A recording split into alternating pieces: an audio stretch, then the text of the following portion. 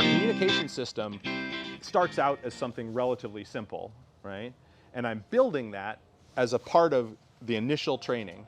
Right away, once I have the dog with me and I've kind of done my little diagnosis and that dog is starting to go well, I start with markers. Like I just bring the dog out, I have a bunch of food, so I found something the dog likes, and I start charging the markers. And I usually start with yes, the simple one, right? And I usually start with yes because the reward's with me. There's movement involved, and this, yes is arbitrary. It's the one I use, but you can use anything you want. You go, pow, zippy, whatever. You know, I have friends that have trained dogs with all kinds of weird sounds, right? I have a friend that trained his dog, his release markers bang, so he's running around going bang, bang, bang, bang, bang. It's amusing, right? So it doesn't matter, they're just sounds, right? And so when I use yes when I start, so that's the first one I do. One, because I want the dog focused on me in the beginning of training, right? If I'm going to teach you something, engagement's going to be a priority. And I'm going to talk a little bit about engagement in a minute, but engagement's the priority. And so if the reward's coming from me, guess what? The dog wants to pay attention to me. Basic reward placement stuff, right?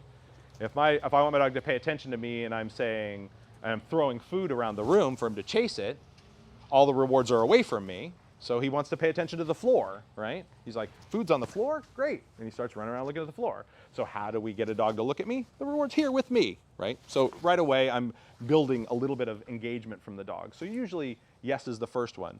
The other thing is, because yes is going to be my release marker, when I say yes, I'm moving the reward away from the dog, right? So that means they're coming to get the reward. That movement is inherently reinforcing. Dogs like to chase things that move, right? Move something happening. If I hand a dog a piece of food, it's all about the food. If I just give you a piece of food and stick it in your face and you eat it, it's all governed by how much food drive you have, how hungry you are, how palatable that reward is. It's nothing else matters, right? Dog's hunger drive and the value of the reward is what matters. But if I move it, you activate chase and acquisition drive in dogs. And lots of dogs, especially dogs that are working type dogs, dogs that like to chase stuff, like herding dogs and hunting dogs, and lots of dogs. I mean, they're Bichon Frisés that like to chase things, right? So that activity, that desire to chase after something that's moving, intensifies the value of the reward. So you can, in a classic experiment I have students do is take a piece of food and hand your dog the piece of food a few times, just give them several pieces and feel how intensely they take it. Then start moving the thing and making them chase it and take it out of your hand as it moves away from them. Do 10 of those. And then see how vigorously they take the reward. And you'll notice that the dogs start really grabbing the ones that are moving, and they're like, oh. So almost all dogs are more intense about the moving one. So right away, because I want them to pay attention to me, I'm charging that initial marker, but I use the one with movement because it's more interesting and more exciting, and the reward's with me.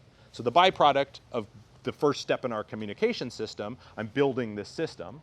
I'm making the sound and giving you a reward, making the sound and giving you a reward. I'm using classical conditioning, is that the dog pays attention to me and they're a little more up and into it. I get more repetitions because it's a little more exciting to chase the reward than to have it handed to them, right, in those cases. So normally when I start the marker charging, it's one of the first things I'm doing, and it's right at the front end of my engagement. I'm not asking for behaviors. This is this idea that I'm building tools before I'm going to use them. This is going to be an ongoing theme, right?